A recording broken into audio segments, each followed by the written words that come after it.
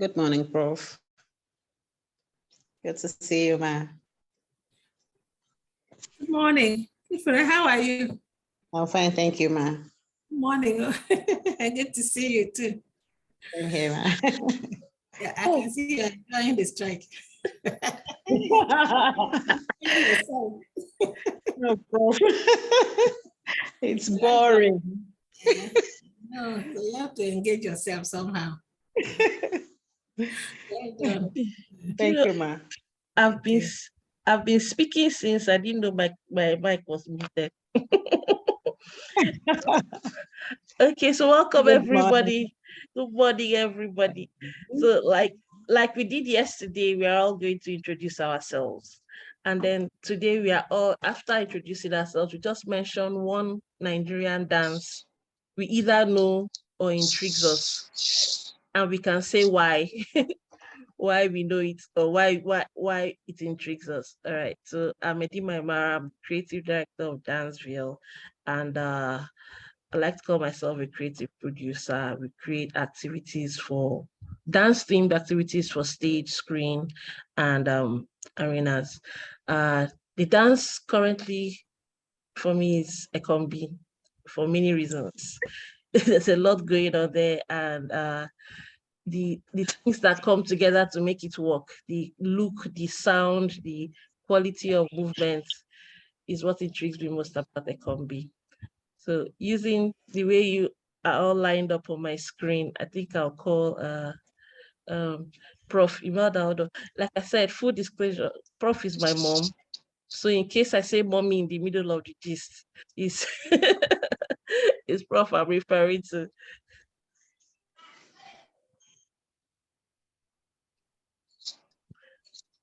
Hello. Yes, you can hear you. What did you say I should do? Introduce yourself, what you do. Okay. And mention one dance style you know. You don't have to be able to dance it. Okay. Yes. My name is Imelda Udo. I come from Cross River, married to Akwa Ibom. So I always say that I am Aqua Cross. So I'm a teacher. I've been teaching in the University of Uyo since 1986, and I work on Nigerian languages. And you know, Nigerian language, our language is an important aspect of every culture. So, and you can't do anything without language. Even the dance you're talking about, most of the time you need language to talk about it like you're doing now. Talking about the dance did you say the dance that interests me or the one I know? Which one? Anyone. Anyone, okay. I like to talk about a dance festival. Actually, it is called Edele. Edele is an Agbo dance, and the Agbo people are from Abi local government of Cross River State.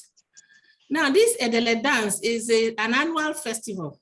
It's actually meant for ladies. The ladies dance it.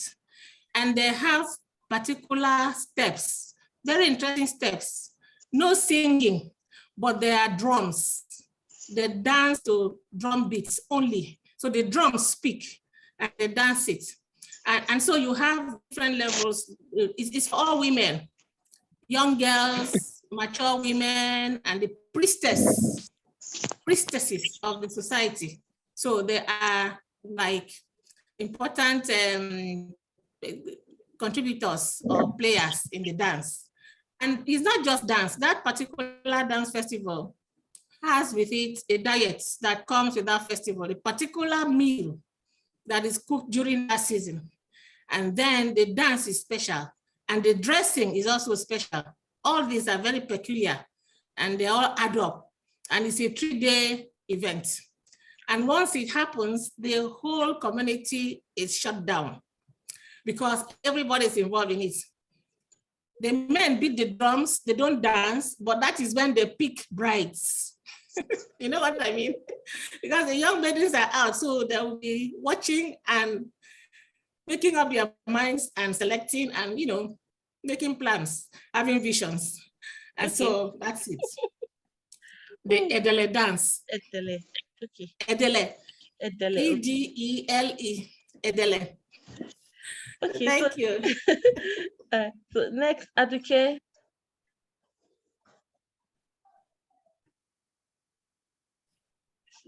Okay, you'll have to, you're muted.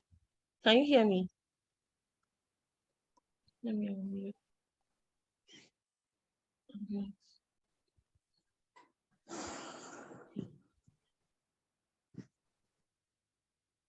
Okay, I think she's not. Right, let's keep. We'll come back to Aduke. Hello. Jemima. Okay. Okay. You're here. Good. Yeah. Hi. Good morning, everybody. Good morning. Let me put on my camera. Good morning, everybody. My name is Aduke Gomez. I'm a writer. I'm a lawyer.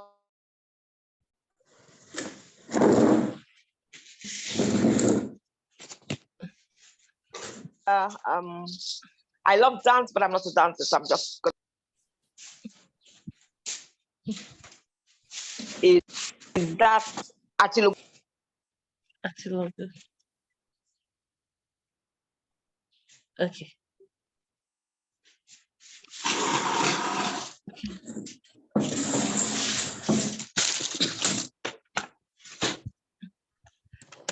Aduke, you're muted again. Okay, I don't know why it did it by itself.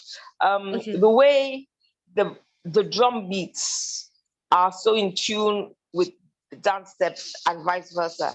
And I think it's intriguing that in the Igbo language, I'm told that Atilogu sort of means magic. The way to connote the way the dancers make such athletic dances look so effortless.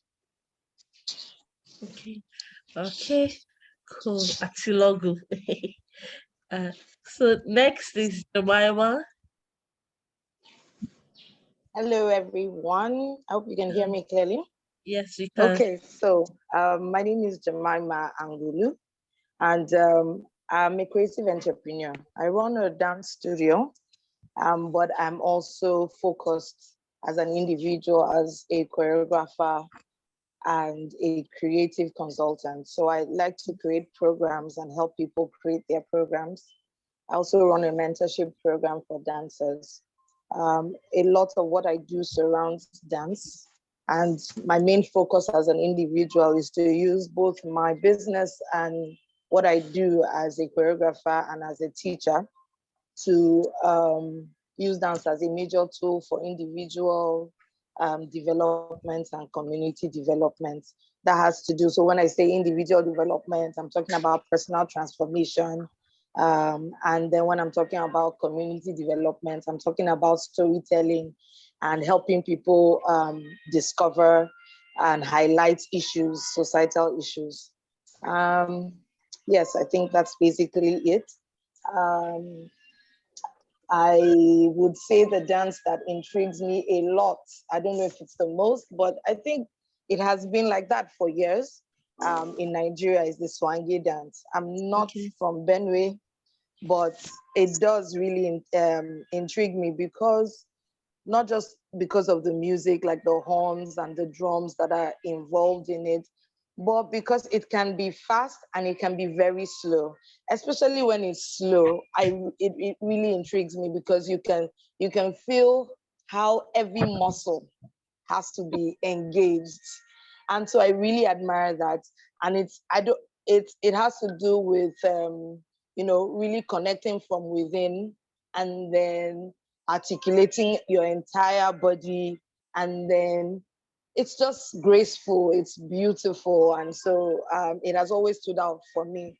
And yeah, so Swange dance from the Benue people. And I love the horn, the Aleta, alligator horn, I think they pronounce it, horn that they use. Yeah. Okay. All right. So thank you, Baba. So next is Dr. Ifure. Dr. Ifure. Yes.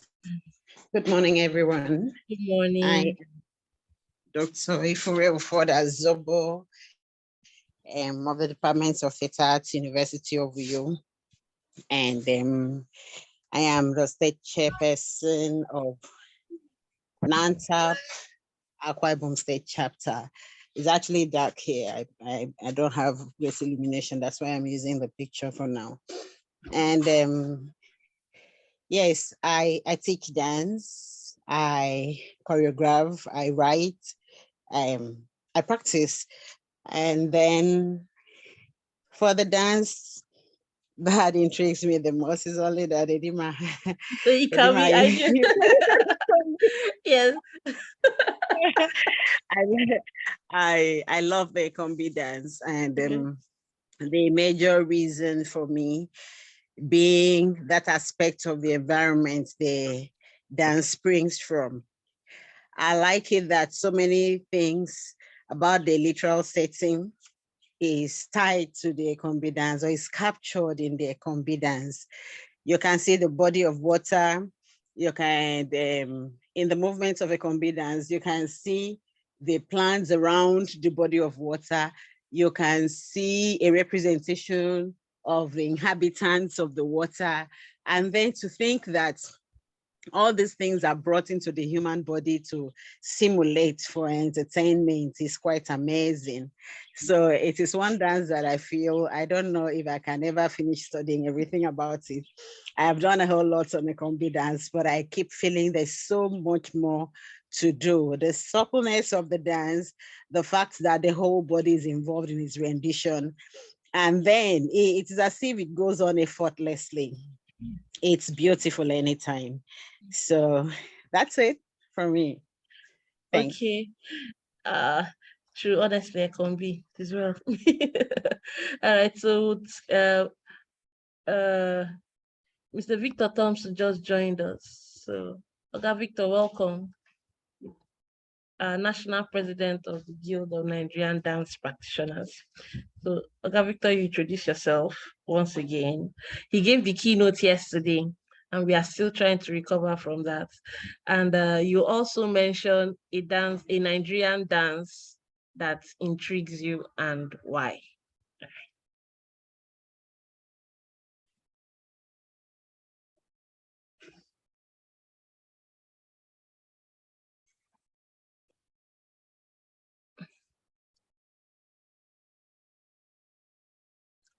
Okay, can you hear us?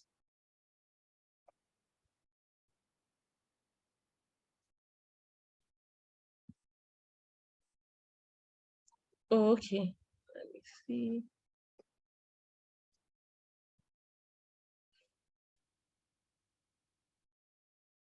Can you hear us? You're muted.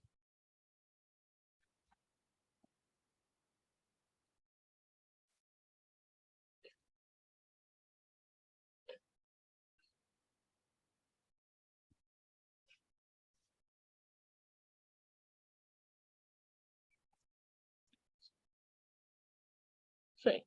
Can you hear us? We can't hear you. I've asked on mute, but it's not.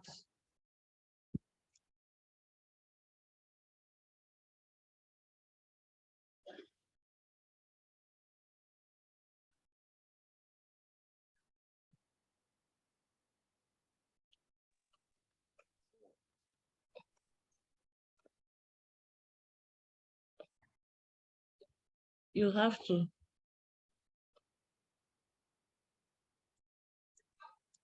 Okay, so Maybe you can log out and log back. okay, Oga Victor, can you log out and log back in? As in leave and then come back. So that, okay, so while we are sorting out Mr. Victor Thompson, let's move on to Shegun. Shegun, welcome.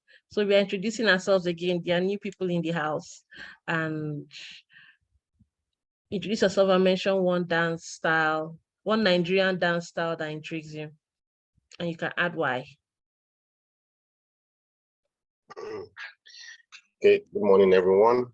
Good morning. Thank you for having me once again. So my name is Olusegun Akinyemiju.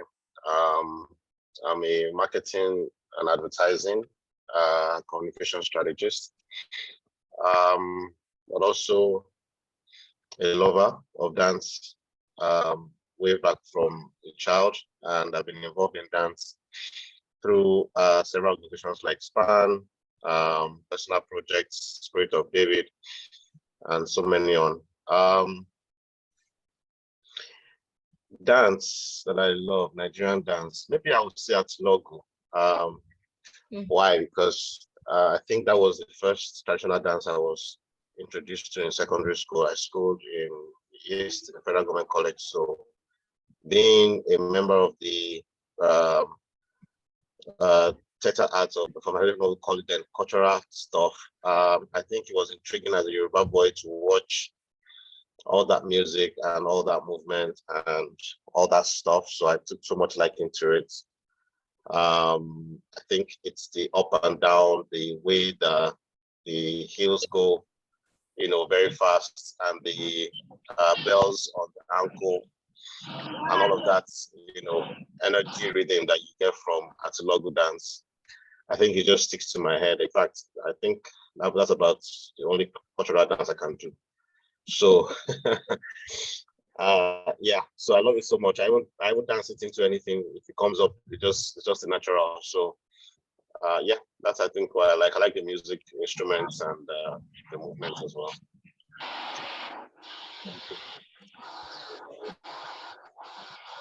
Okay, so there's someone here with the user Infinix Hot 10. I think, can you rename your Zoom? Can you rename your profile? So while we are going through introductions, Oga Victor is yet to introduce himself. And I could, but I prefer if everybody did it themselves. Infinix Hot 10, could you please rename your profile so we know who we are speaking with? Yes, Atilogu and Ekombi seem to be leading. But as in, we do a poll here. Yes, Adike mentioned Atilogu. Okay, so as we go on, I would like to do what I consider, okay, Oladayo, good, welcome Oladayo. Ola, could you please introduce yourself? We are doing this because I want us to know the people we are discussing with. It's not a large group, but it's going to be an interactive meeting, and we need to know who we are talking to and where they stand. So if you don't want to introduce yourself for any reason, you could say so.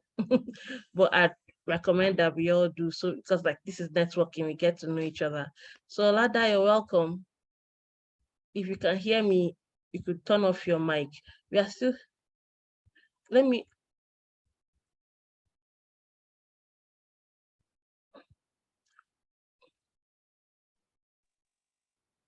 okay, so, okay. Okay. Edima, I think you're asking me to mute instead of Mr. Victor. Oh, okay. I asked Yeah. everybody, then. Oh, okay. So that those concerned can. I don't know why it's doing this, and I don't want to restart the meeting. Okay. If Oladayo, you're Yes, muted. I'm with you. Okay, Yeah, I'm so, here. okay, so please introduce yourself. Tell us what you do and one Nigerian dance that intrigues you. Okay, my name is Mrs. Oladayo Elizabeth Adenayo. I'm a self-employed Though when I saw it was on Facebook, I came across this and I really showed interest because growing up, I've loved to always entertain and show my gifts in dancing. So when I come across this, I saw it as an opportunity to just showcase one talent and mingle with people of the same mind. That is the main reason why I joined the group. Okay. Yeah. Welcome. So, which Nigerian dance do you know? Well, as for now, I don't know anyone. I won't deceive you because I just came across this as being a just opportunity. Okay. All right. So, Because welcome. for a long time, I've always wished to join one or the other, but I don't have more as a mother. So Okay. when you are single, you have the opportunity, the whole opportunity. But when you are bearing children, is you are being restricted to some extent. So, and All I right. still have that thing in me that's still disturbing me, that I still want to showcase my talent. That's Okay. why I joined. All Yeah. right. So, welcome. All right. Thank you. Discussion. Yeah. So, before discussions were scheduled to start at 11:45, but before we Okay. do, I want to share something with all of us to set the tone on how we would go and concerning the documenting of our dances. All right. Can we?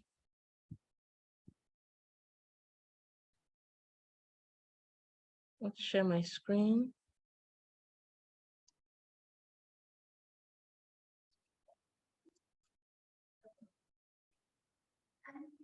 Can you see my screen yet?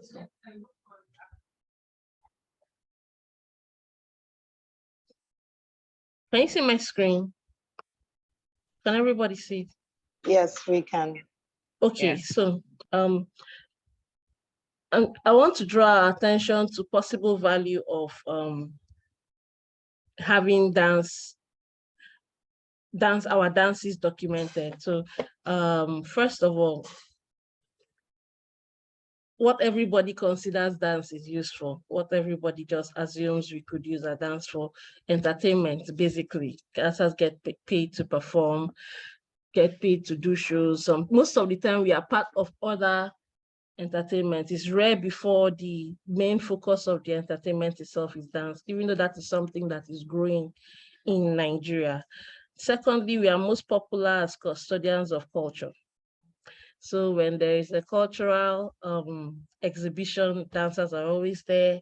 When there is a way to show uniqueness in a cultural space, dancers are always there, used to showcase both movements, costumes, and like Prof said, food. So we are considered custodians of some sort of various cultures. And most recently, dancers are being used to share info, share propaganda, not just in Nigeria, across the world as well. When people want something said, they gather dancers. And like where I am based, most of the time we are used to make up crowd that would draw attention. I keep telling people that even when dance is done poorly, it still draws attention. Unlike when you hear someone singing badly, you tell the person to shut up. Or when people are dancing, even if they're dancing wrong, people still stand and watch. And that has also been a blessing and a cost to the profession or to the professional dancers, whom we have been taught to refer to as dance artists. I remember our first conference, we were as in 2013, we were told to differentiate between the dancer and and the dance artist. And that effect of being able to command attention, whether done properly or not done properly, has been a problem within the profession.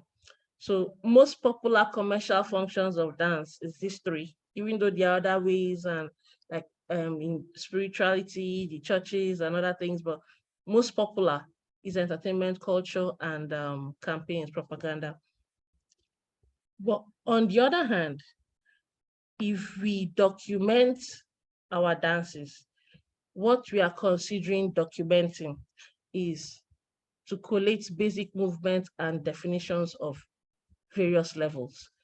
I'm going to be comparing this discussion with ballet and the Latin ballroom dances, the work done there. Like if you want to learn ballet, there are different series of steps that are considered steps for beginners. It's documented, it's listed. There are diagrams, there are videos, there are written documents that explain the 5 basic positions of ballet, positions of the hands, positions of the feet, positions of the head. So basic movement of these different dances and how each movement determines what level you are at. Like the Latin ballroom dances, they have the bronze, silver, gold levels. So if you can do the steps listed as gold levels, you're considered expert. But if you do just those in bronze, you're considered beginner. So to collate these steps in a way that you can define a person's experience level or quality of dancing based on what the person's body can exhibit. And then documentation of actual dance works by dance artists. Because it's one thing to document the basic steps, it's another thing to document a production. It's like being able to write notation and then being able to actually write a song. So there are two aspects of this documentation: how to collate basic movements and document actual works that can either be handed down. For years, people have been handing down Nutcracker, they've been handing down Swan Lake. And even though they've been handed down in their original forms, those original forms have given provision for adaptation. So we have some people, I think Debbie Allen did an adaptation 2 years ago where she included hip hop and Bollywood to the Nutcracker story. So we need to come up at the end of all these 2 forms of documenting our dances. Yeah, considering the steps and the works that those steps create. Now, while documenting, we also need to consider what we would do with the documented work. So things I feel, like I said, this is to put out a tone for how we will discuss today. Local, regional, national, and international tournaments to be used as guides for professionals and spectacle for audiences. Now, local, because the dances, like it was established yesterday, that all dances are cultural. So they are all tied to specific cultures or specific places. They are all tied to specific cultures or specific places.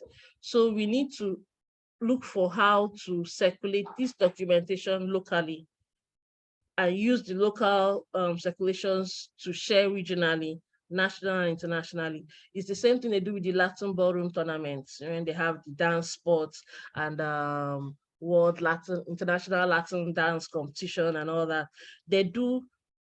There's an international platform to look forward to. So those who are preparing or practicing at the local level, even hip hop does that now. There are several hip hop international competitions now. And we can't even discuss the ballet competitions that have been around for years. So if we can create pockets of activities that this information that we document can be used in, to also use to grade professional levels and how to spread it amongst, because yes, the audiences will have things to watch and things to realize that they don't know, to separate those who are watching from those who can actually do. And these events are also platforms for merchandising. I keep saying, I'm in Uyo, Akwa Ibom State, in Nigeria, in West Africa, and I am selling ballet shoes. I'm selling tutus, I'm selling ballet dance classes. These are merchandise things and items belonging to a dance that originated in Europe. And if we do a poll on how many people are using ballet to make money and spread the ballet culture in Nigeria, the results will be alarming. The number of ballet schools that have risen up in Nigeria, whether they are teaching the actual ballet, an adaptation or something they assume it is, but the point is that they are using ballet to earn a living. So competitions like this will also create what I call it, platforms for people to get involved, to buy things that are used in the dances. If you like the video I played yesterday, the Ekombi dance, there's so much accessorizing that goes with it. And imagine if those accessories move into pop culture, from the combs to the extensions. That's a lot to work with. So and then also festivals and workshops. Festivals and workshop tours to involve communities, which is what, like this year alone, we've hosted like 3 workshops from people from other states, teaching jazz, teaching contemporary dance, teaching ballet. So all those, this how these dances travel around Nigeria. It would be cool if our cultural dances through travel, and to travel that way, there has to be something defined that they are working with. Okay, and then productions, tours, translations of stories that can be best told through these particular dances. I mentioned the Nutcracker, I mentioned Swan Lake. I know that people have the story of Economy Fonko, and there's the story of Atanopoibo, which if you are going to put on stage, you cannot put without the Ekombi dance. So if we have this put out, because the people who learn ballet, who spend money on their ballet training, also do that to get on stage to do ballet-based productions. There will be no reason for people to learn these dances if there aren't reasons for them or activities for them to present these dances with. Yeah. So, like I said, this is just so that we can zone in on our discussions as we go on, so we don't talk amiss. There is so we don't talk amiss. All right. Yeah. So no, let me stop sharing my screen now. Okay. So with us is like I said earlier on, Professor Imelda Odo, who is working on Nigerian language documentation, and Aduke Gomez, who is a popular writer and a lawyer. So they are the ones discussing. And yes, I had asked yesterday that we all put together questions and ideas on how this project runs ahead, because it's one thing to want to document the dances, but it would be nice to know that it can be documented, how we can document, and what to do with it when we eventually start documenting. All right, so first of all, I want to hand over to Professor Imelda Odo. That's where my first question is going. And please, everybody else, put your questions together. The concept of the Nigerian language documentation. Can you just briefly share with us the way you collate the languages, how you access what you're documenting?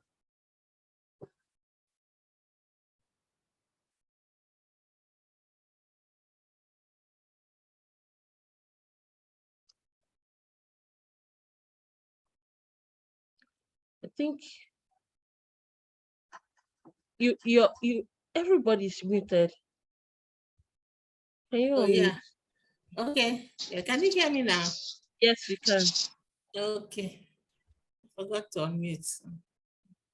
So language is an important aspect of culture, as I said earlier on, even though it's intangible, but we can't live without it. And languages are very important to the owners. Not only are they important, they are unique. They have many unique features. So two languages may not be the same, but they serve the functions of that community. So to that extent, it's important that we know about these languages. And the owners of the languages speak these languages without any formal education like you have in the classroom. They intuitively pick it up. they pick up a very complicated structure, and they learn it, and they can speak it and speak it well. But to be able to share what they do, there is a format that is used to describe what that language is doing, because it is believed that all languages have some features that are universal. So a particular feature will be in one language and will operate the same way in another language, or will operate differently in another language. So we, as linguists, we work on languages. We have to capture different aspects of language. So we capture the sound, like you can hear me now, different aspects of the sound of language. We also need to capture the structure of the language. We also need to capture the meaning of the language and the pragmatics, how they relate with each other. So those are different aspects of language which we deal with. And so we need to document them. In documenting them, we describe them because we have parameters that have been set that we use to describe. For instance, the sounds. We have a formal set of symbols that we use to describe the world. And so in trying to document a particular language or describe it, we have to first document first. We have to describe what's happening to the sound of that language, and then work out how it relates to the other languages, how universal those features are, and work out which aspects of those features that are peculiar to a particular language. And so you do that to all the levels. So we have the level of sound, we have the level of structure, we have the level of meaning. And so in documenting, we record all that. And then as we document or describe, we now also have to get other people to know what to do with that language. First of all, the value of the language is that it needs to be used in education. So you have to empower the language, describe it and format it, formalize it in such a way that you can have what we call an alphabet. The ABC, as you know, every language will have an alphabet of all the sounds and symbols that we use to spell it. That way we can write it. And when you write it, you can be educated in that language. So you see, in describing and documenting it, you formalize it and produce applications, things that can be used.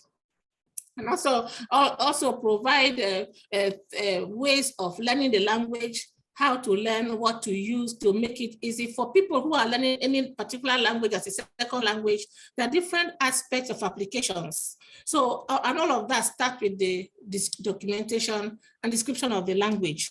After that, then you can now have applications that you can use different aspects of what you have done to teach different things. And besides, you can also share. You can share information across languages, across formats. So you have to empower different aspects of the language to be able to share. And then the main thing is that that language can be preserved when it is documented, because sometimes the languages die. And when they die, there may be need to reactivate it.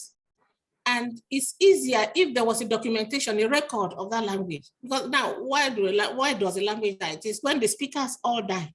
When there's nobody handing it over to the next generation, that language would automatically die. But if you had a documentation of that language, then some groups or people may be interested enough to reactivate it. And if you reactivate it, you can use that documentation that is available to reactivate the language. And so because if a language dies, it's not a good thing. Many aspects of the language of the people also die with the death of a language, because language is an archive of the indigenous knowledge system and different aspects of the language of the community. And so we try to capture those by preserving. We preserve as we document, we preserve, we share. And then there is an important aspect also, which is that of rights, copyrights. It is when you have a documentation that the owners can claim any form of right. And I believe all of this will apply to dance. Okay, well, Well, Yes. Aduke is the lawyer here who would discuss the copyright situation. As Okay. yeah. Yes. That also considering the dynamic nature of Nigeria, or be the diversity of Nigeria and the number of languages involved. Like Obudu, here Obudu has 2 languages, one for men, one for women. That number of languages, the project of collating that large number of work, how are you people partitioning to get access to that number, as in that number of people, that number of should I say work? Yeah. So yes, you said it, that Nigeria is a large mass. And so we need to discuss, to document, describe every language. That's our aim. So as much as possible, we try to reach those places. We cannot, one person cannot go to all those places. So we have a network, and we're leveraging on the geopolitical division, the 6. And so our colleagues that are part of the project in those zones, the northeast, northwest, north central, north, southeast, southwest, and south. So we have people, working groups in those zones, that we have a format that we use to collect the data, because the data for this documentation and for description or application must be drawn from the field. And so we have a format that members take to the field to gather the kind of information that we need for whatever analysis or whatever else we want to do. You talked of Obudu. Obudu doesn't have 2 languages. Obudu has more than 20 languages, but I believe you are referring to the Ubang, one community, the Ubang people. They have gender sensitive language, where the men have a language different from, a version of a language different from what the women speak. And the children up to 10 years speak the mother's language, but the men have vocabulary that is different from what the women speak. Just one community, they have that interesting bias. Yes, the Ubang people. But there are other languages, Bete and Bendi languages in Obudu. One local government, I think they have more than 20. But, it's difficult to even define what the language is and what the dialect is. So that complicates the whole thing. But we are trying to separate the languages and try to work with the people and the agreement, what they think they are speaking, whether it is a dialect or it is a language itself. I don't want to talk about the case in Akwa Ibom here, because that is very complicated, where the varieties say they are separate languages, but that's the wish of the people. So you have to consider the people as you're documenting. You consider the wish of the people and capture that into whatever recording you're doing. Okay. And we thought that was complex. Meaning there's hope for us. We were told that Akwa Ibom has at least 30 dances and counting. They are still looking at it.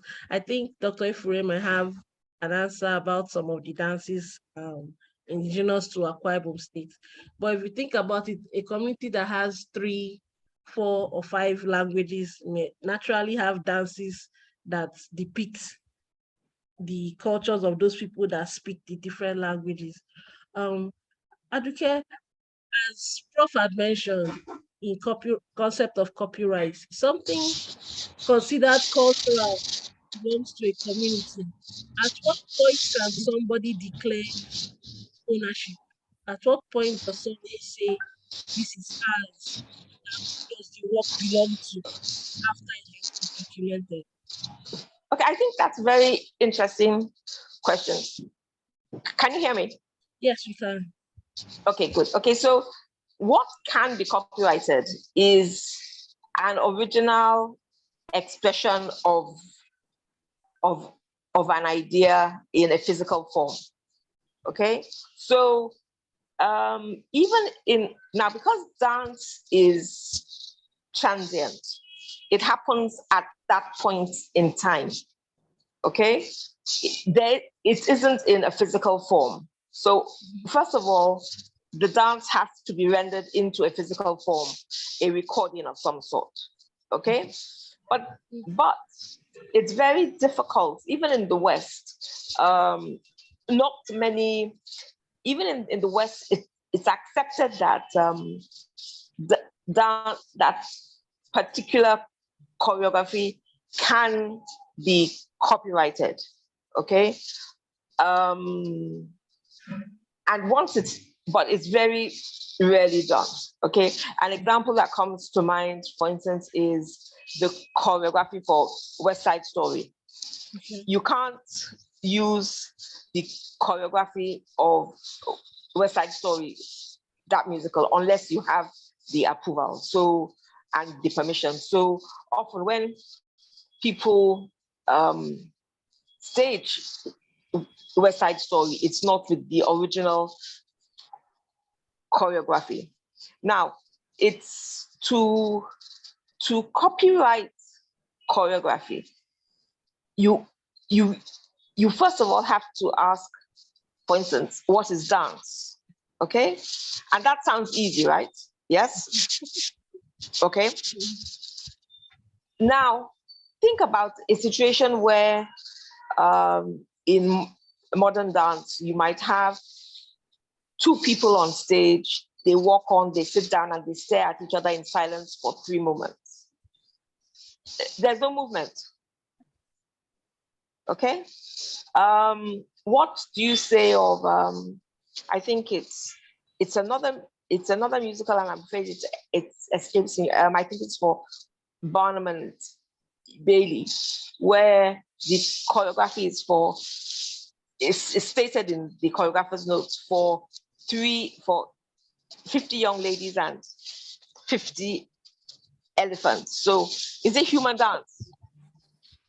Okay, so you first of all have to define what's dance. Okay, so when you have defined what's dance, then you can decide, then you can try and define what can be copyrighted. And I think that this brings us to, and I found top discussions very interesting, and I can see that there are opportunities, if possible, grants allowing for a lot of collaboration.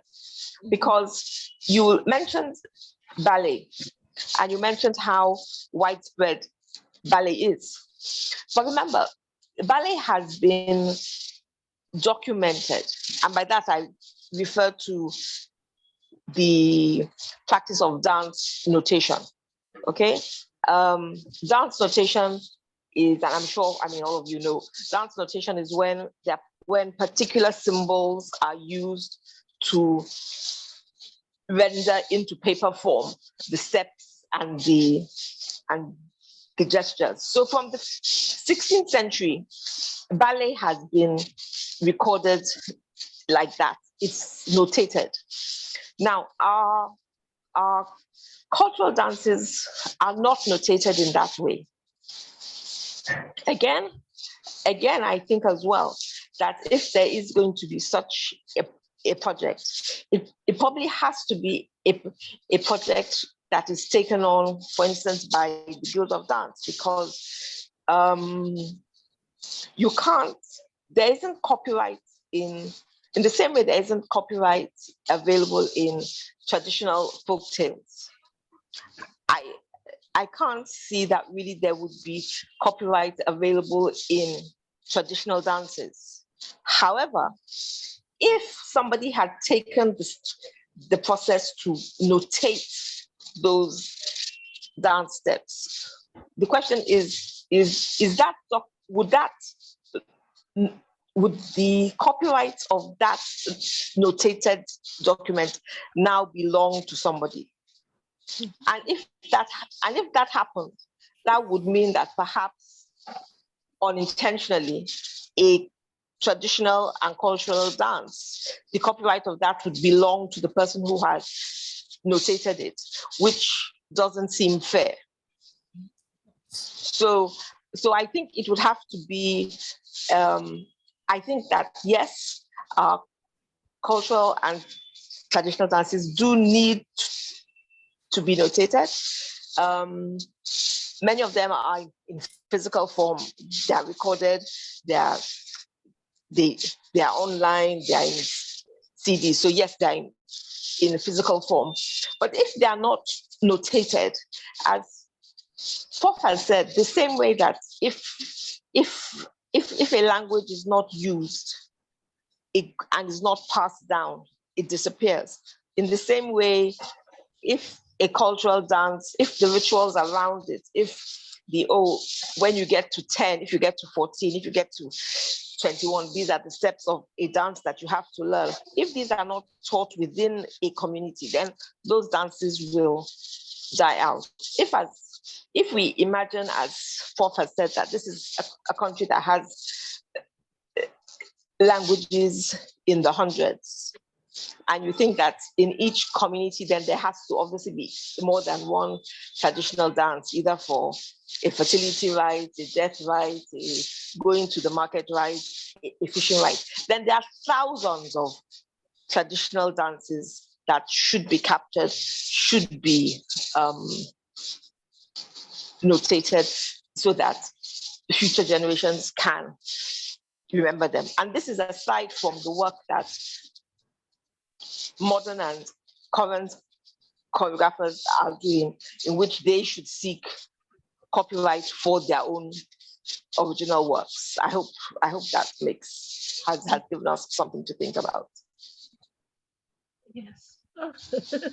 Yes. Like I said, the floor is open. Questions. If you have questions and comments to add, please do indicate. Concerning the topic about dance copyright, people have been talking about it over time, and it has been established in a few other meetings that without notation, you cannot say, you cannot present what you have created as your own. It's the same thing with music. So even nobody can say they own do re mi fa sol la ti do, but they can claim that they own how those notes were arranged in music. So if we go up, the stepping back we have to do is a lot. And education, like Prof said, so after we start talking, people also have to be informed of the work and be informed on how to use the work. Because if it just stays within a particular unit of people, like a secret, it will just turn out like our NCBD here, our NCBD language, that is just within a particular cohort of people who know what is going on. So, Maima, I know you have something to say. So you've been working with, I know we do a lot of contemporary dance works, and most of the notation we have seems to be able to accommodate contemporary movements, so to speak. What do you think we can do? This question, if we want to move our own kind of movement into the contemporary sphere. Okay, Victor Thompson is having a lot of issues with his I think he should be able to, if he should unmute now, he should be able to speak. I checked his audio the last time he was not connected to audio. So maybe if you try unmute him now. But yes, I do have something to say. Just let me know when I. No, yes, I need you to say something now. Okay, so I was really happy to hear from you, Mrs. Udo. Thank you for being here. And obviously, also, I'm glad Aduke was able to add hers. I've actually even had this discussion with some copyright lawyers before, and the challenge has always been them understanding our industry and how to choreograph dance. I agree that a lot of things might not be able to be captured, especially when a lot has been lost already, because the people that started these dances, they had their goals, they had their reasons and their essence. And even if it has been passed down, it hasn't been passed down through notation.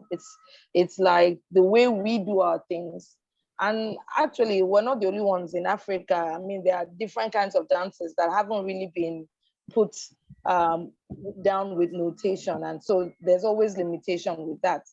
But I remember having a discussion that, you know, our uniqueness is also that originality. And so description, just like your mom said, she brought out some real important factor that the way we might notate our dances might be different from what has been done by the Western world.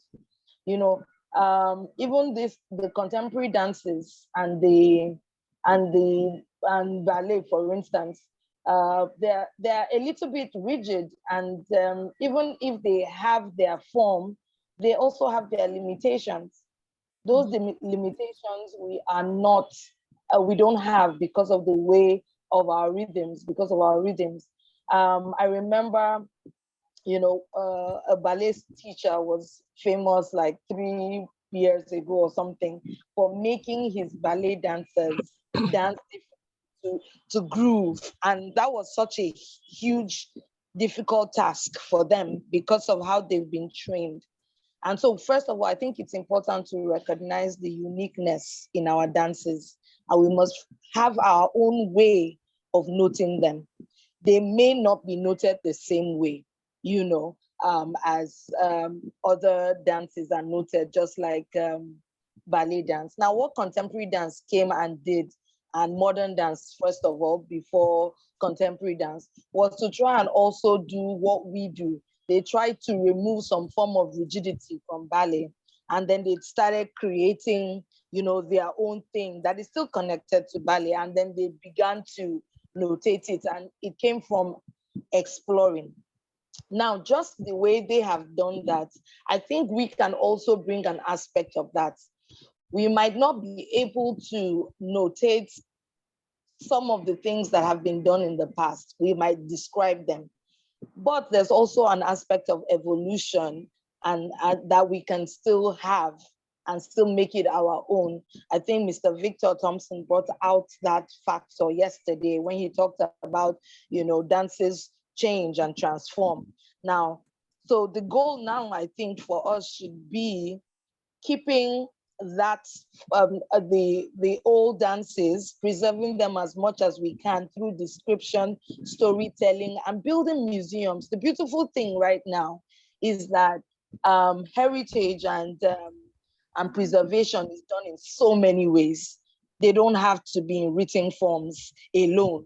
You know, you go to museums of heritage and there's so many things. You can see the way the people wrote on the stones before. You know, whatever we can do to document the past, we need to do it so that we can preserve it as is. Now, I think there's also a goal of evolution, not to change per se what has been given to us, but to find notations that describe new elements we can put in these dances. After all, we're not choreographers if we cannot create. So I think that there needs to be phases of this, in the sense that, yes, so what's new? Just like what modern dance did to ballet, and just like what contemporary dance did to modern dance, you know, we need to now preserve the formats of evolution, you know, and know that they are different. I think from there we can now have a bit of notation, because it has been affected by evolution already. That's where our own contemporary dances now come into play. And I guess this is now where we have to pay attention to music. I particularly, like when I'm doing small community things, I mean, I fall in love with music, or I research music that tells the story I want to tell.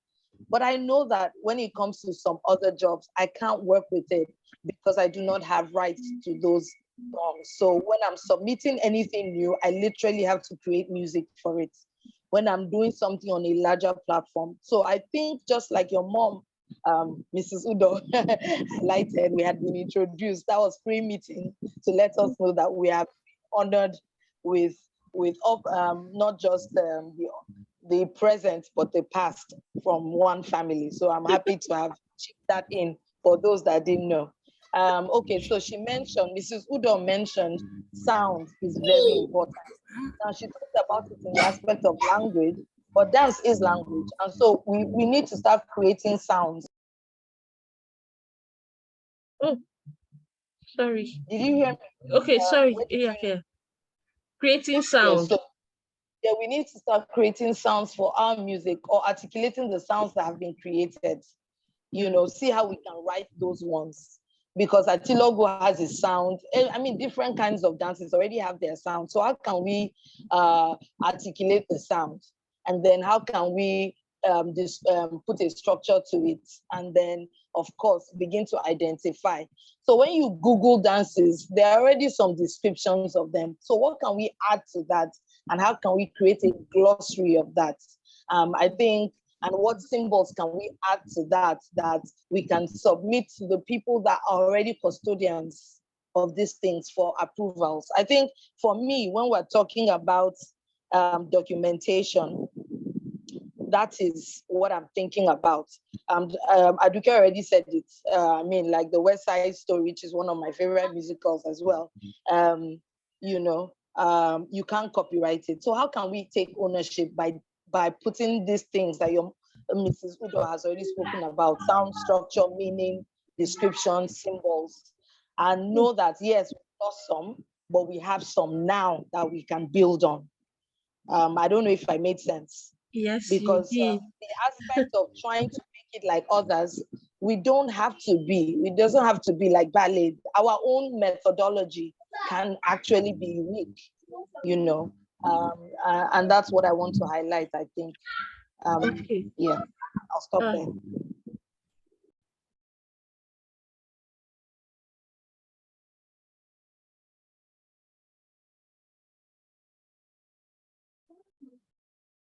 okay. Oh, Mama, thank you. All right, so Prof. Udo put in the comment section.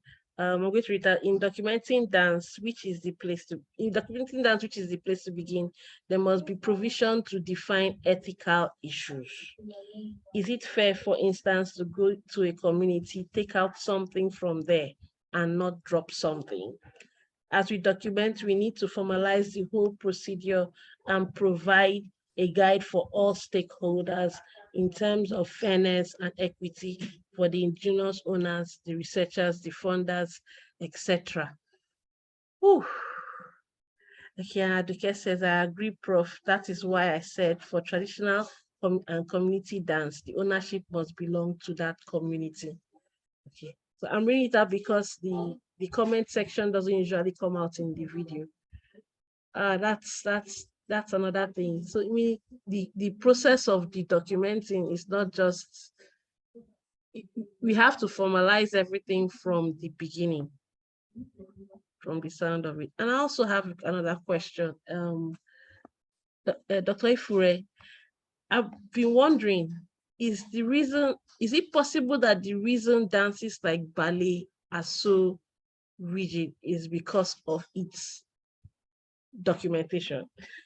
As in, I'm saying, because when they record, or what they've handed down is specific movements, and those specific movements have been used to guide those dancing it. So it's expected, if you're not doing this, then it is not ballet. Is it possible that the rigidity of ballet is it that it's recorded, or would you think that it is the recording that has made it come off as rigid? I don't know if you get the question, because you had mentioned. Okay, yeah. Please go ahead. I had mentioned You I had want to be mentioned that guided. with Ekombi, the different layers of movements that have to be considered in documenting. Is it possible? So in trying to document and not being able to put down everything, and then what is passed down is a part. Is it possible that the concept of the documenting can also take away from what we are trying to document? Okay.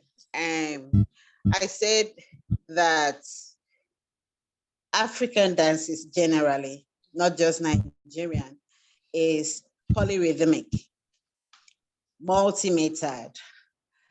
And in that wise, several things come into play. And so if you want to follow the kind of notation that's been established or that's been standardized for a dance like the ballet, you're going to lose so many things. So I had suggested that in documenting our own dances, we should also take into consideration description. Because even when you arrive at segmenting the parts of the body to give notes, to give symbols, and possibly counts, like what I did with the dances I worked on notation using musical note value. You create symbols, you work on counts, you work on durations of movements. There are several other things happening within the dance spectrum that must be captured. So that can easily go under description. Because if you have written down, if you're able to create symbols for what happens within the head region, within the shoulder region, within the trunk, and then the legs, if you are able to document that, what happens to facial expression? What happens to mannerism of execution? Because many times, so this thing called what's that? The artist's special way of performing a kind of dance. I'm still waiting for the word. Don't worry. As I keep talking, I believe I'll get that. Something that evokes audience appeal. Okay, showmanship. That's it. Showmanship. Somebody can be so true to what you've documented, such that showmanship is lost. You know, that one just comes from within the individual. It's an attitude to dance presentation. Somebody can, it happens in almost all dances. Somebody has so learned one particular dance, and the person is true to all the segments of the dance, what you want the person to do. But there's something special that evokes audience appeal when considering Nigerian dances, our cultural dances. That is where that showmanship comes into play. How do you document that?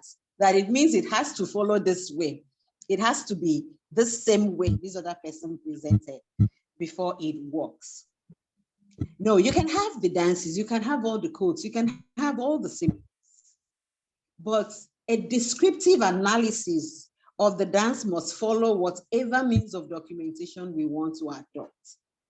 Because in the description, you are able to talk about the facial expression, you're able to talk about showmanship, such that somebody will be at liberty, a particular dancer executing one kind of dance that you have documented, will have that freedom to express themselves regarding showmanship. That is where professionalism comes into play.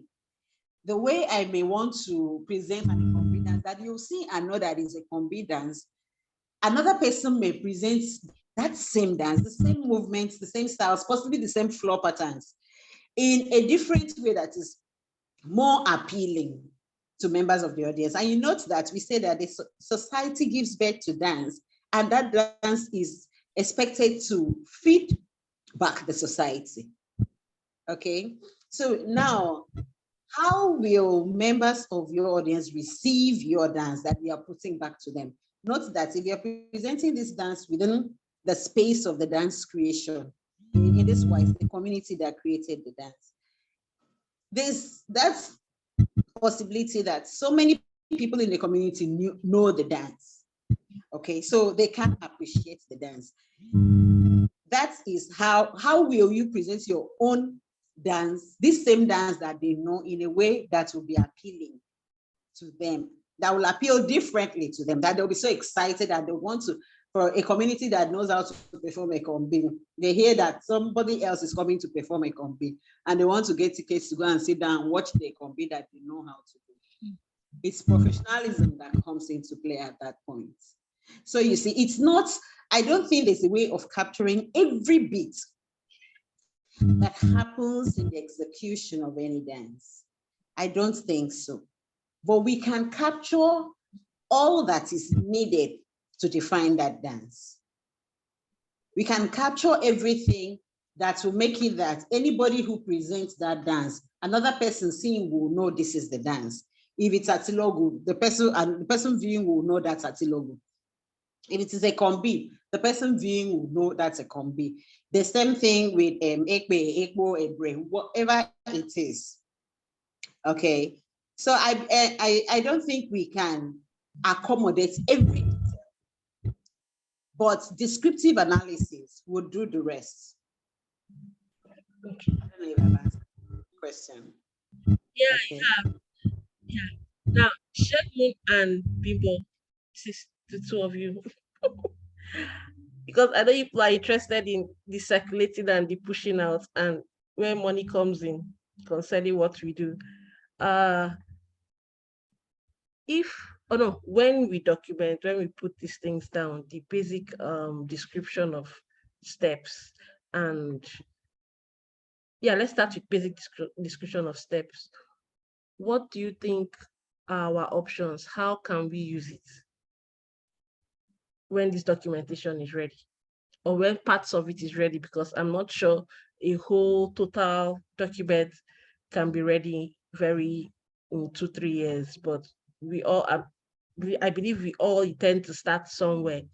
But if we say work on, I'm going to be using a combi every time I talk, because that's so let's say we work on a booklet that describes the basic movement of a combi, and then support it with video and descriptions like Dr. Ifure has explained. Basic movement of a combi. What do you recommend, or what do you think is our out? Where do we push this? Where do we send this? Because Prof had mentioned earlier on that the documentation is of little value if it is not empowered for use, if it's not circulated, and if people don't know how to use it. Where do we start?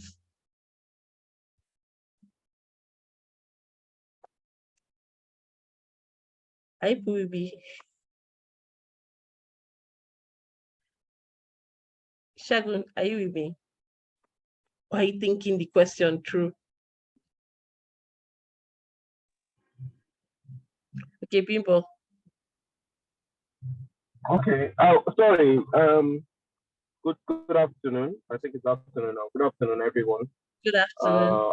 I wasn't sure who you were asking the question, if it was myself or Shegun, but I think The two of you, anyone okay. can take it. Okay. Very, very brilliant stuff. Hey, Sister Me, Madam Maduke, this is your boy, Bimbo. How are you? How are you, Bimbo? How are you? Good. Good. Mother. Good. Good to hear from you. Call Edima. She's confused at how many people I know. How you asking? I'm surprised. And that's because Shegun and I have not yet said hello to each other yet. Oh dear. And then I came in at a point where probably introductions had gone on, and Yes. I heard you say something about a prompt. Mom. Is that your Yes. mom? Yes, that's my mom. Mommy, I am on the ground though. I'm frustrated. Good afternoon, ma. Good afternoon, Bimbo. How are you? Very well. Well done, no. Thank you very much. To hear from you. To hear what you have been up to. Wow.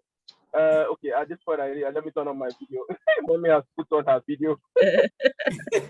Yes, so good morning. Thank you very much for everything. So I had the question. I will answer part of the question that Edima has asked. Yeah, but then I had a question from when you were talking, Ma.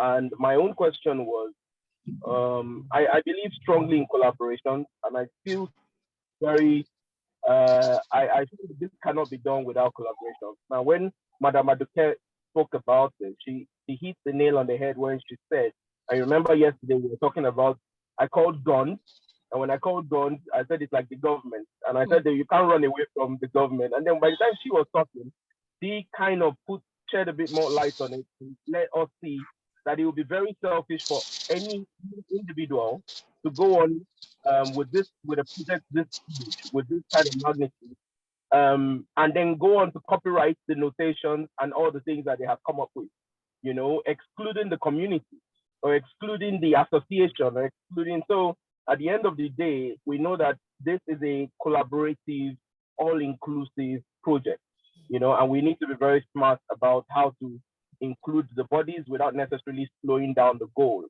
you know. So, Mommy, my question to you was this: since you're already in the language space and you're already talking and you're already documenting languages and you are very experienced in most of the languages and cultures that you would have covered over the years, do you see a similarity? Is there a direct connection?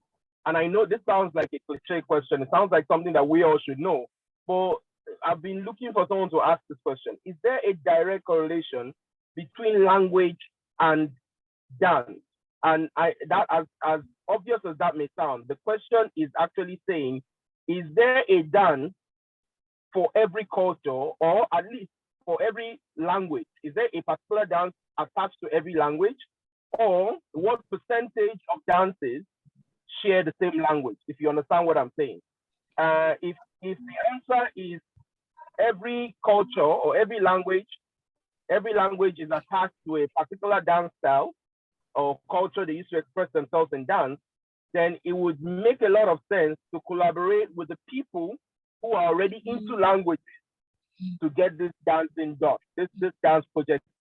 Do you think that is something that is possible based on the statistics that you probably have gathered over the years? Then I can let you answer that later. Let me go back to Edima's question. Edima, Dr. Ifure, you had left yesterday when I found your name and I was calling it, you are not here. Good morning, how are you? You know, we'll connect later on. But then when Doctor was talking, she was already answering the question. She spoke about showmanship. She spoke about the fact that as much as we can document stuff and create structure and put structure to it, you know, there is only so much. And the problem with documenting stuff is that you get to talk to probably 2-3% of the people and know the actual story. You know how story changes when you're from one history point to the other. When you're talking from one person to the other, you go to the same village, and then the people on the left side of the village have a different narrative from the people on the right side of the village. And your own story comes out of the village part. You could be in the same village and have 4 different stories. Do you understand what I'm saying? So in documenting, we most likely would not get 100% of what needs to be documented. We will not get 100%. And then the elements of showmanship, because it's the same thing that 2-3 African dancers are doing, but then they're doing it in 3-4 different ways. And all of a sudden it looks like a different step, but then they have the same basic routine. So I think in documenting, we'll focus on the basic routine. We have to make room for the elements that, well, let me use the same word that Doctor has used, the elements of showmanship that the individual dancer expresses, you know, with the same basic movement. We have to make room for that. Know that we might not be able to capture everything, but when we are presenting it, because the culture is only as strong as how many people appreciate it. And in appreciation of your culture, of course, the appreciation of culture is what gives it that strength and gives it the publicity and the awareness that it needs to travel. Now, in appreciating the culture, it must be served in a way that is big on visual appeal. And I think Mima also mentioned that. Visual appeal. And I think a lot of the visual appeal is seen in our storytelling. So I've just gone around and come back to this thing again called storytelling. So our visual appeal, we know that we have the basics that we want to transfer. But if you came to me and if you notice some of the greatest universities in the world, they literally look cerebral and look tedious. You know, they kind of relate. Okay, good. Let me take this example. You see the me myself and the intention behind the move or step. Okay, and then you see the science, STEM, science, technology, engineering, and I think they've added art and mathematics in STEAM is what the science, technology, what they're doing with around the world. They are trying to, if you are in a math science club, for instance, they're trying to make children fall in love with math science or fall in love with science as a whole by getting them to create exciting stuff. So if you see a math science presentation, when they're trying to get students in school to be interested in it, you see them say, oh, we're making this thing, it's a small explosive. You can mix this and this together, push. Oh, we're making this, it's a bit of robotics. You can do this. With this motor, you can have your own little motor car. And so they're trying to teach the children about science, teach the children about, but then they're engaging them with things that the kids are excited about and the things that the kids can relate to. Now, that's for children. But for adults, Africans are moved by story. And that is really what the strength of Nollywood is. Nollywood is so big just because of storytelling. And our stories are so strong. So if our dances are also going to be portrayed, and if we have put together and we are presenting that to people, we cannot go and present it to them like it was a further mathematics textbook. If you understand what I'm saying, you have to now come back to the drawing board, take the elements of showmanship, take the elements of body isolation, take the elements of energy dispersals and all that. Take all the elements, put that together, and then get a strong story, like you call two names of probably some great people from where you are, like you said, a convict cannot be told without these two stories or something like that. You get some of these stories, you package the dance, piece it together with the story, use the dance to tell the story, market the story, not the dance. I don't know if you understand what I'm saying. Yeah. You market the story because, again, when you go to a foreign country, like I was pointing out yesterday, when you go to a foreign country and you want to address the people, it is extremely rude to not know one or two languages in their local dialect. It is disrespectful. You know, half of the time we're trying to shove things down the throats of people, but we don't know that it's really about relationships and it's really about making sure the connection is easy. And how do we make connection easy? It's by letting the other person know that, see, by me learning one or two things from your side, then I'm trying to let you know that we're one and the same. Now, this is what you do. I understand the history behind your food. I love your food. I love your language. I love your this. The moment I show them that, then they are open to receiving my own culture. So it's the same thing when we're selling this dance. If you leave a combi or you leave your area now, do you know that when you show up on the shores of Badagry and you're doing a combi, it's going to be stupid to them. They wouldn't understand. They don't care. No matter how colorful the costume is, the Akpepe or the Badagry dances or the Ajigbo and all of those things, even though the costuming looks like that of a masquerade, it is that of a masquerade. Their combi dance will still look more colorful, but the Ajigbo dancer will be there trying to tell you that, see, I am from this part, this is all I know, and I'm not ready to accept anything you are bringing. Whatever you are bringing is foreign. So even within it, contemporary modern ballet, even within us in this country, we still have that rivalry going on amongst our cultures. And if somebody in the West is supposed to buy into learning dance styles from those in the East or the South or something, that has to be presented to us not like education, but like entertainment. So if it's presented to us as entertainment, trust me, we are very smart human beings. You know how they weave all the morals into a Bill Cosby show.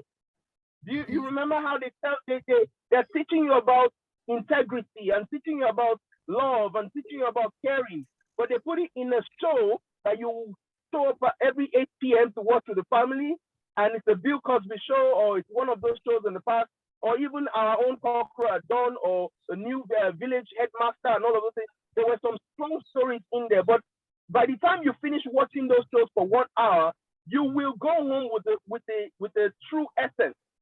You know exactly what the story was about for that day. It's the same thing. By the time they finish watching our stories, it's either in short story forms or large story forms, people will fall in love with the dance that was used to produce the story. Do you know how many times you watch a great movie? It was the story that got you, but immediately after the movie, you went to research the artist, that did the soundtrack. That has happened countless times. That is what would happen by the time you weave storytelling into all our dance presentations. People will look for, they will Google it. In music, they call the app Shazam. So they just Shazam and they will get the name of the song or the artist, everything. They will do the same thing for our dances. People will start learning more dances. If they see, that is the beauty. See, when you remember Swan Lake and you remember the Nutcracker Ballet, and you remember this thing, it's not really, if you remember Black Swan, Black Swan movie format has had, I think it's of all the dance movies, I think Black Swan has probably, Black Swan is a variation of Swan Lake. Swan Lake, yes. Yes, so Black Swan is a Swan Lake variation, but it is strong in our mind. A lot of kids have gone to register for ballet courses, register in ballet school, just because if you watch things like movies like Center Stage, and then hip hop grew very popular around the world with the story, the Step Up, Stomp the Yard and the Step Up, and there was one before Step Up. There was one, You Got Served. You remember You Got Served? Yes, You Got Served. Thank you. So all of these things, they had strong stories, but it boosted the entire hip hop community worldwide. People ran to hip hop school because there was a way the move was done in order to amplify the story that was being told at that point in time that was very striking. And because everything came together and the story hit the right note, and you were shedding tears at some point. At that point, you remember the trigger. You remember which dance move or which dance style was used to do. And because you feel like, for me to experience this emotion all over again, I think I need to know this dance so that I can have this feeling every day. Do you understand what I'm saying? So it's really, the notation is one part. Sellability, in quotes, if there's any such word. The ability for it to hit that word of mouth track. Everybody talking about it, everybody saying, go, the talkability, yes. Everybody saying, go and watch this, go and have you registered with a dance center close by, or where are the dance schools in this place, where are the, that comes because people have seen the presentation of our dances or our documented dances in a form like they have never seen it before through storytelling, and now they want more of it. And that's how the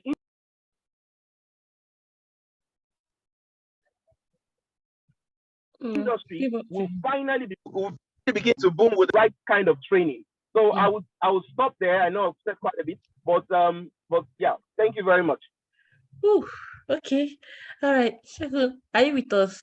Bring It On did a lot for cheerleading. Before Bring It On, a lot of us weren't even interested in the concept of cheerleading. After the movie, every school wanted their cheerleading squad. Everybody was getting pom-poms. So yes, storytelling. Storytelling will go a long way. Bimbo, I think we should just close and just go home. He also answered the question we asked him. Auntie Aduke said her own. I think the conference is over at this point. Bimbo has also contributed earlier on. I think you've nailed it. You've nailed it. I've even forgotten the question that was asked with the train of thoughts that you have put on the table. I think I've lost it. Circulation. So please throw in the question. Circulation, yes. Yes. Simba Yes. answered all. Yes, answered all. So circulation is also very important, and the quality of what needs to be circulated, like he has highlighted, is also very important, right? The quality here, we will talk about the storytelling, the implied objective, which is to position and make this concept of dance attractive, especially our Nigerian local dances, very key. Now, for circulation, I think it's, Bimbo and I had side talk after yesterday's conference about, you see, I've been on this track. I got burnt and I'm still there, and I'm still going to go back there based on, my own professional experience. Is we need media. Everybody's has got media. Food has got media. Music has got media. Fashion has got media. What else is an identity again? All these things that are culturally rooted, with identity, they've all got media except dance. We need media. We cannot even understate that, because that's where circulation starts from. Every other thing that we are doing will just remain best kept secrets if we are not able to start to talk about media. And for media, it's all about the Benjamin, really about the eyeballs and who has the biggest pockets. So let me give an example. Last year, we got into a conversation with a radio station to run a 3-month program, Saturdays, talk about dance. Well, they said dance, I'm sure our audience are not sure about this. Okay, we now put it into wellness. Oh, okay, wellness will make some sense, because now you have a variety of people that you can speak about, and say, okay, wellness and culture. So dance became number 3. So we had to, for us to just hold on to it, we had to keep, watering down what the content would be. So dance became a 3rd pillar in the content. And then just to get through to the door, I got through to the door, I made dance number 1. I made dance number 1, and I no wonder why they call us to come back, because there was no way I was going to mix the conversation, if you know what I mean. If you're not going to, be bullish about talking about dance. And one of the topics that, we're able to push out was one of the interesting topics, because when we did the review, we actually, played back some of those contents that we had on radio. And we had one where I tied dance as one of our cultural identity power, right? Came in from middle belts, people that were in the middle belts, talking about their dance and how exciting the topic is. Now that I'm taking them back to their roots, they're beginning to see, oh, I used to watch the dance back then at the square where we had people dance in the square, the village, with this costume, with this attire, and what it meant, what season they were when they were doing those things. So it showed a lot of interest. It showed a lot of how much our DNA and our identity was tied to this thing. Now, in preserving or presenting this particular part of our identity, we would need to show, we need to tell the story. The thief people, from one of those stories, one of the person that called them discussed the thief people. And the person hinted on why they had white and black as part of their colors. I don't know if anyone ever asked why the thief people had that white and black thing. Mm-hmm. Zach was able to push that identity in his music. Zaki, was it Zaki or Zach? Zaki. Mm-hmm. Yeah, I was able to put that in. It got a lot of us curious, but he held on to it as a musical identity. But then the person was able to show that was why I can't remember the reason now, but that was why they had white and black. So imagine that we tell a story, as Bimbo has highlighted, where we are able to speak to the true originality of the culture, where the dance was birthed from, package it like that, and then have a product. Now, coming back to Mr. Victor's keynotes yesterday, have it as a product. Now that product, now we would now look at the forms and channels that we can use to circulate them. Imagine if we had 30 minutes on, or even 5 minutes. That is a long time for now. Or 5 minutes on popular channels. So what I did was walk back to see how music got its own circulation in Nigeria. Now, if you remember, we had prime time. We had Kiki and D1 back in the day. They were the ones, yes, Kenny's music. They were the ones that tried to push African music on airtime to get circulation. What they did was they were able to, through influence and whatsoever, get an opportunity to have 5-15 minutes. We were watching it, not knowing that we were beginning, they were selling us the idea of the beauty of our own African versions of hip hop. I mean, they didn't have a name then. We're coming up with Afro R&B, Afro something. We just had all manner of stuff. But the idea was give it a name, get it out there. Give it a name, get it out there. Now, we would need to start discussing or having these conversations with media houses where we can have such opportunities to start presenting nuggets of things that are happening in cultural basis, like a combi that we already did as a case study that we have in this conversation, where we can start talk about the comb, how the comb is transits from, a key symbol of maybe used in marriages, used to adorn the new bride, and in dance what it means, and tie all of those things back to cultural relevance so that we have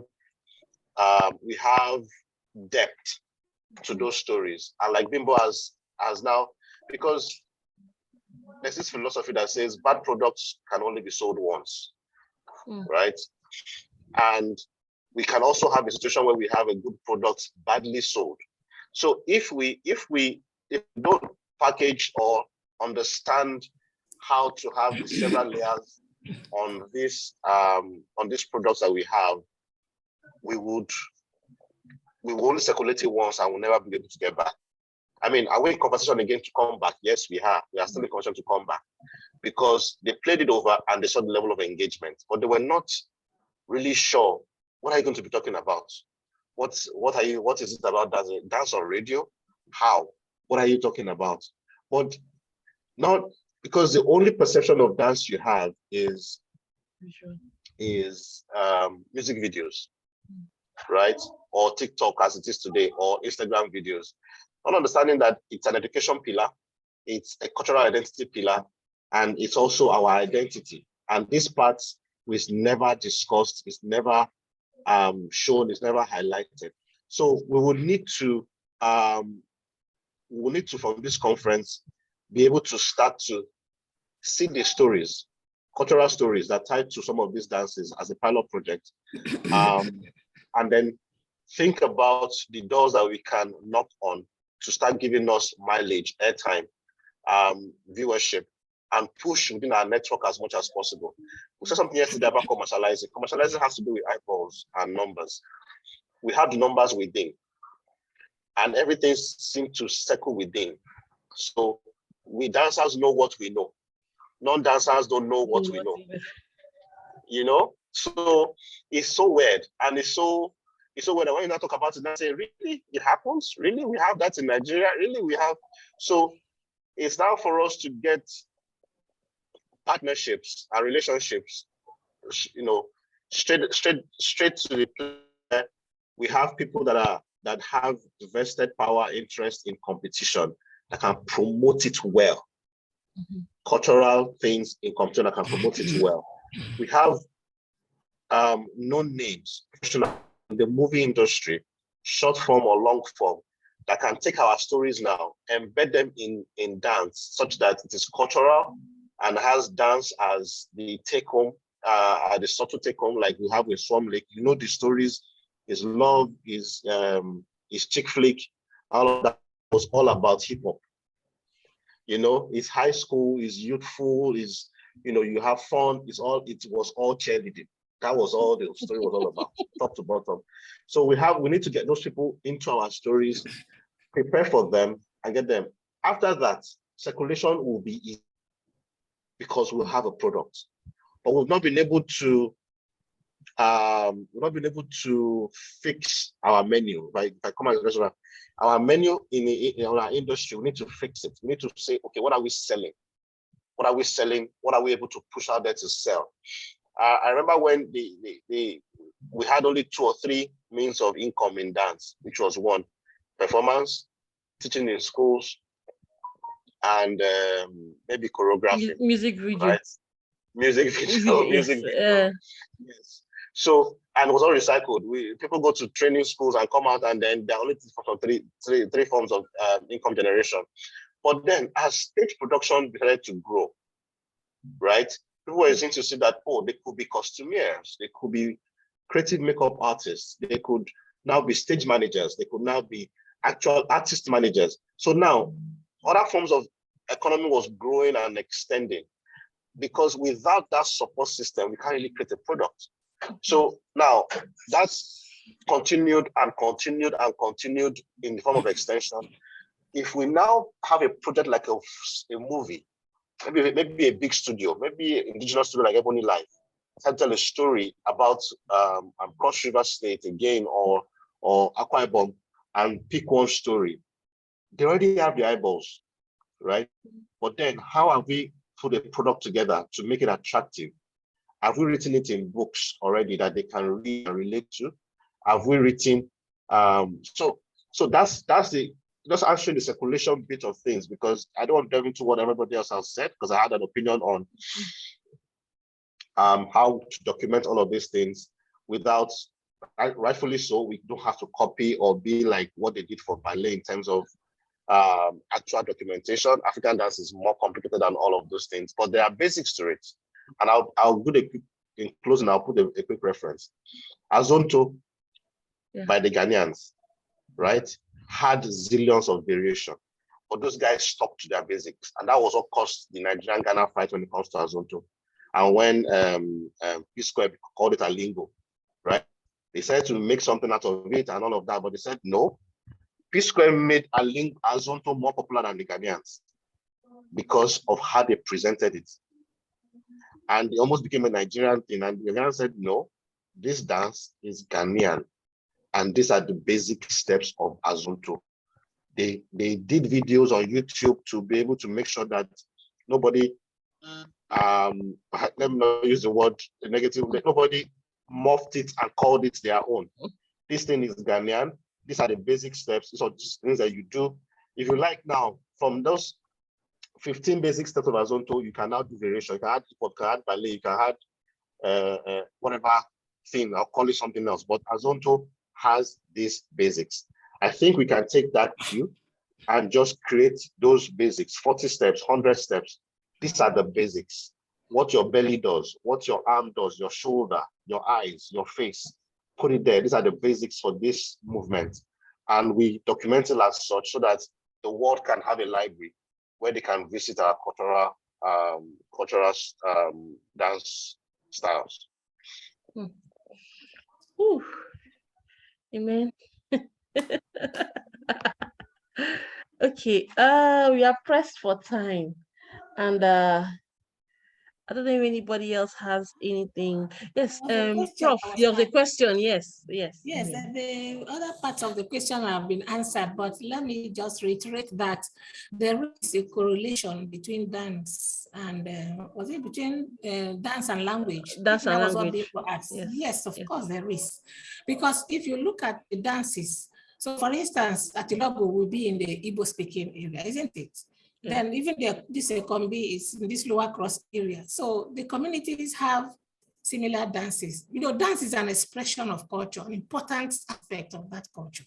So, and all of that, of course, highly connected with language, which is like the archive, as I said, of the life of the people. So there is a correlation.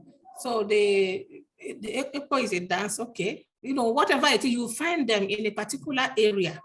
So let me share something about Calypso, which one of our colleagues used to talk about in those days. I think he has written a number of things about it, because he claims that Professor Imekite, he's late now, but he has books on it, that the word Calypso is an Ibibio word, and it means Kaiso, And that, it's in the West Indies, that the slaves that were taken from this part of the world to that part were playing their music. They had, this music that was very popular, and any day, any time that particular music was played, the people who recognize the music will keep shouting, Kaiso, Kaiso, that's like bravo.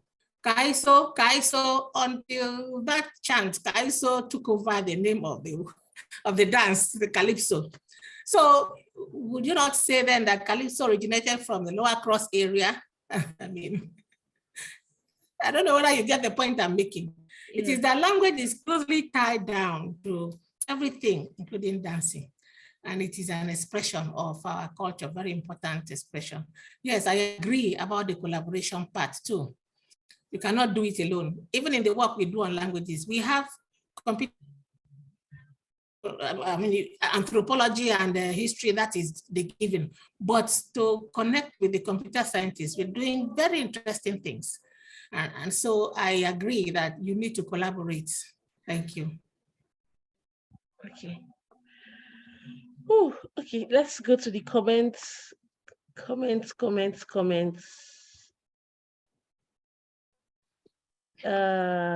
What was the last comment you saw? Okay, Mama puts the intention behind the move or step influences how a step is executed and experienced. Okay, says the best dance movie is White Nights. Mikhail and Greg. I have a problem with Mikhail's surname. I always dodge his name.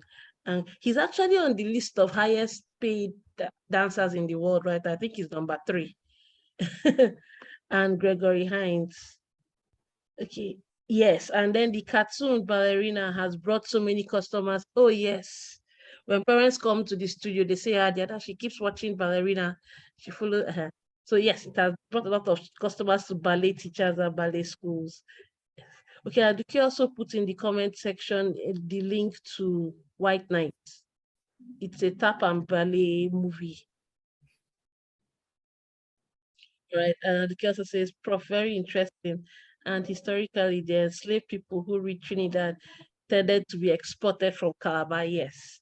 That's true.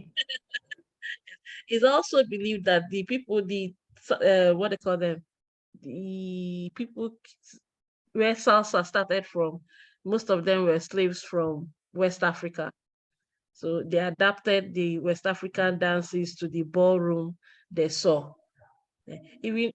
So that's how most of African dances, the sexes don't mix. The females dance separately from the males, and then in the West, most of their social dances, there is contact. So that blend between our rhythm and their contact is what came up with the Latin dances that have become popular today. Yes, in the same way, Tongo and Rumba were rooted in West African dance from Aduke in the comment section. So yes, I feel as we go on, I don't want to call it an ending whole, because as we keep going, I'm not sure this is something that can ever stop. But as we go on, more people get involved, so that the true value of what we are doing, the true concept, the true value, which is where we need it to get to. And I know if we keep throwing questions, we'll keep going. But then I'm going to put in the comment section now our Facebook group. Some of us joined yesterday. We haven't really started discussions there yet, because like I said, this conference is to initiate a discussion. It's a start. We don't expect to finish or exhaust everything concerning what you are doing here, but we are hoping to inspire people to take up different dance styles. That was the original intention, that as we go home, each of us will pick up a specific style we are interested in and start asking questions on how to get those dances documented in various forms. So I'm hoping that we have inspired all of us, whether we are dancers or not, to think of dance when we are working and how to get these dances recorded. I'm also hoping that some of us will come together and the community will increase. It was important, and once again, thank you to everybody who is here and everyone who came yesterday. It was important that we started small so that these discussions can be personalized. If we had a room of 100 people, we would have had more spectators than contributors. But we hope that this community increases, more people get involved so that work too can start. And then when we gather next year, we can give reports on work so far, because we will do this conference again next year, but this time people coming with products, projects of actual dances or movements that have been documented. So if anybody has anything else to add, anybody has anything else to say, Aduke, we're so happy you could join us. Oh, it's been very interesting. Thank you so much for asking me. I've had a great time. Yes, okay, so thank you. Mommy, thank you. Thank you. It was really fun. Yeah, she didn't sleep last night. As in she so thank you for joining us. Yes. In fact, I was saying yesterday that I'm very comfortable around lecturers, and that's because somehow after school we were in my mom's office. So I know how to speak their language. I'm not intimidated by them like most dancers are. So yes, and then watching the work, she has dialed down the work that they have done. I was surprised she was able to say it in so few minutes, watching the To work bring a that they document have and they bring the document. done for languages, and considering how many languages are available. In fact, watching that work somehow made me discouraged that we could do, as in where we are dance, we are ready for that work. But this conference has inspired me to realize that there are many people thinking in the same direction and that it is doable, because the collation, the money behind it, even though languages has been getting small funding. I say small because she keeps saying they need more. The money behind it, the people involved, the risk involved, the equipment involved. And like Mama had mentioned, that there are several ways of documenting these days. So we have many options: written, pictures, video, audio. There are so many options available, and also so many media outlets available to circulate. I also like to say thank you to Dr. Ifure. Dr. Ifure, we should be closer than we are. We should be closer. I say thank you for joining us at this year's conference, because what you shared yesterday concerning Ekombi, we'll talk. Dr. Efore had shared with us that she had actually documented an Ekombi work. She did it for her master's and her PhD. And it's so humbling to know that somebody else has already started on that track, meaning there's hope. Like I said, this meeting has just proven that it's time. We are ready to. Unfortunately, Oga Victor couldn't. He had technical issues, and it was a little frustrating on his end. He was with us yesterday, and he has asked for this video. Immediately, we are done today. He's As the president of the guild, I think it's going to be a pet project for the guild next few months, and we'll all get involved in running this thing the way we should. He had also highlighted the need for our dances to be dynamic as the people involved, inclusive as well. So we don't just, because yeah, for some reason, the cultural dancers have had this custodian attitude around the dance. So he had shared that there is a need to be willing to open up and share. And Maima, thank you. Thank you, Maima, Bimbo, and Shegun. People are forerunners of these things as we hit the floor running. And I want to say thank you for being with us. Also to Oladayo, welcome. As in, I'm hoping you stay with us. Please do join the Facebook group. Even if you don't get a chance to dance, I want to believe that you'll find a place to function in the work we are doing. To everybody present, I want to say thank you. But before we go, if anybody has anything to add, anything to say, I think we should. Anybody? I don't want to point people out directly. So I also like to say thank you. Yes. to go to Institute. And okay, I've already said thank you to Oga Victor Bigil. Tata I Foundation. say Yes. thank you. I Okay. appreciate being here. You are doing a great job. You're making our job easier. Thank you so much. Yeah. Yes, I must say that Aduke is a patron to the Tata project, the Talk About the Arts project. Yes. In fact, that's how we met. It was on another training by Goethe Institute for Cultural Practitioners, Artists in Nigeria. Yes. So Tata is interested in all this talking we are doing. Yeah. Well, after the talking, we have to walk the talk. Yes. In fact, their point is that the arts, most of the time, we are always busy creating. And because we are creating, like Shegun said, there's no information being spread. Nobody's actually saying what, talking about what we are doing. So that's their angle about the talking, that as much as we are creating, we should make time out to actually talk about what we do and how we do it. Yes. So thanks everybody. And yeah, Thank you. you will continue this discussion. I've put the link in the chat, but we'll continue this discussion in the Facebook group. And yes, we will continue talking about different things. It's also a place where, like I said, I'm hoping we can use it to build a community of people who are doing dance research.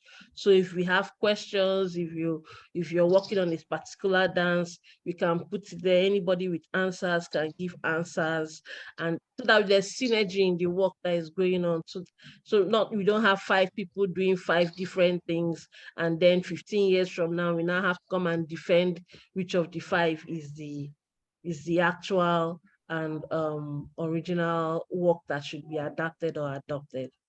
Right. So that being said, thank you all for coming. Really appreciate it. For making the efforts. Thank you for the consistency. This is the 5th year. It's really commendable. Well done. And to Mommy, thank you for being our backbone. Thank you for always being there. Thank you too. Really appreciate it. And thank you for always being in the arts, man. You're a legend, living legend. Thank you. It's lovely to be here. Thank you. You know, we love you. Yes, we do. And to Dr. Efere, thank you so much. I said I was going to reach out to you. I will reach out to you. We'll keep in touch. Have some work to do. Thank you so much. I appreciate it. Thank you. Bye-bye. Thank you. Bye. Bye-bye. Bye. Bye. Bye. Okay, let's stop recording.